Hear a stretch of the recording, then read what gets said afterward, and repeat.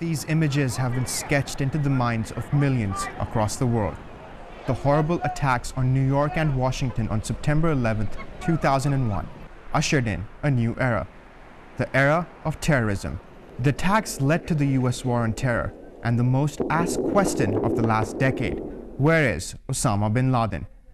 There was much speculation about the whereabouts of the Al-Qaeda leader, speculation which has now been put to rest. Tonight, I can report to the American people and to the world that the United States has conducted an operation that killed Osama bin Laden, the leader of Al-Qaeda, and a terrorist who's responsible for the murder of thousands of innocent men, women, and children.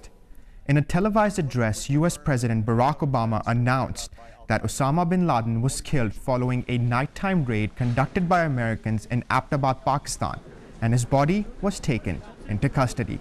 Last August, after years of painstaking work by our intelligence community, I was briefed on a possible lead to bin Laden.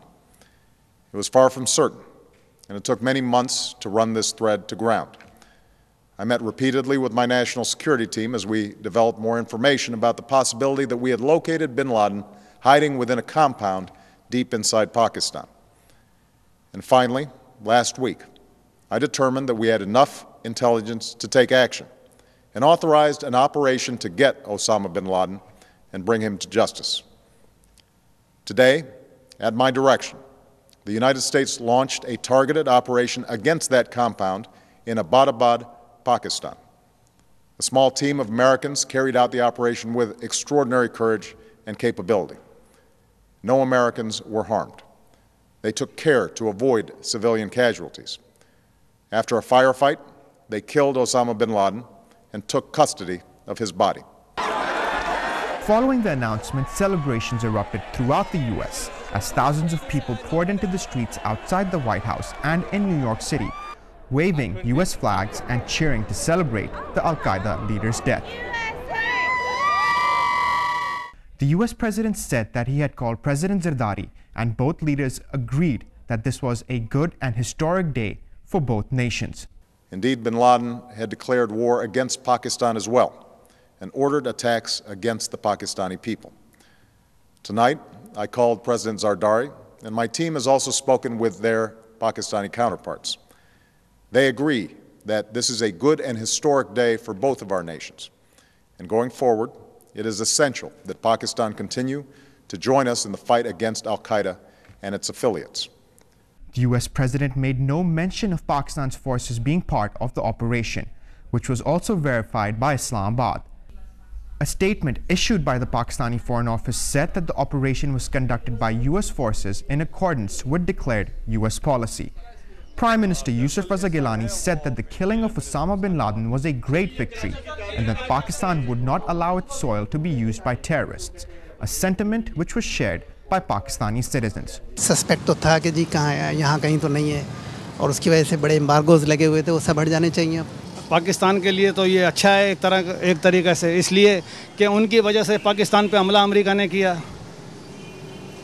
ये जो तकलीफ़ है और ये कोई हमारी जंग थोड़ी थी, उसने किया तो ये मसला बनाना सारा इधर आके पाकिस्तान में। जेन्युइन आदमी है, अगर उसकी कोई कॉपी या कोई अल्टरनेट बंदा मार दिया तो ये बैड है, और अगर वो जेन्युइन है तो ज़ाती तौर पे मुझे खुशी हुई है। Reactions also poured in from world leaders. Afghan President Hamid Karzai said the killing of bin Laden was very important news and that the Taliban should learn a lesson and refrain from fighting following the announcement. British Prime Minister David Cameron said that the death of the Al-Qaeda leader would bring great relief across the world. Of course, it does not mark the end of the threat we face from extremist terror. Indeed, we'll have to be particularly vigilant in the weeks ahead. But it is, I believe, a massive step forward.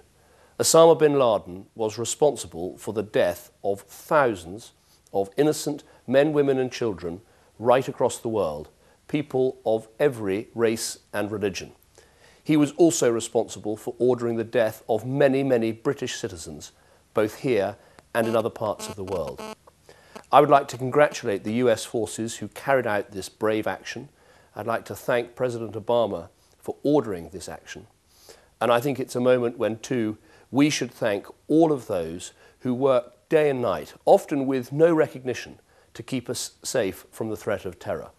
French President Nicolas Sarkozy said that terrorism had suffered a great defeat, but cautioned that this was not the end of Al-Qaeda. This sentiment was echoed by Australian Prime Minister Julia Gillard. About the death of Osama Bin Laden, that whilst Al-Qaeda has been hurt today, Al-Qaeda is not finished. Our war against terrorism must continue.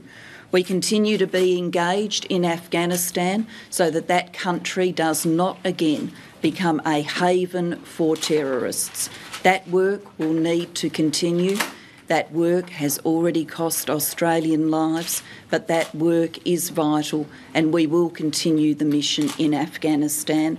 German Chancellor Angela Merkel told US President Barack Obama that she was relieved about the killing of the Al-Qaeda leader. Israel's Prime Minister Netanyahu called bin Laden's killing a resounding triumph for democratic nations fighting terrorism. Former US President George W. Bush, who was in office during the September 11th attacks, called it a momentous occasion and said that justice had been done. But India said news that bin Laden had been hiding in Pakistan was worrying in a statement made by Home Minister P. Chidambaram. Osama bin Laden was the mastermind behind the September 11th attacks and was #1 on the US most wanted list. The killing of the Al-Qaeda leader is expected to serve as a major psychological blow to the terrorist organization. But with its network now decentralized, it is expected to have little or no impact to its operations. Pressure is also expected to mount on Pakistan to explain how the Al-Qaeda leader was residing in a mansion just minutes away from a major military facility. Mohsin Abbas, Dawn News.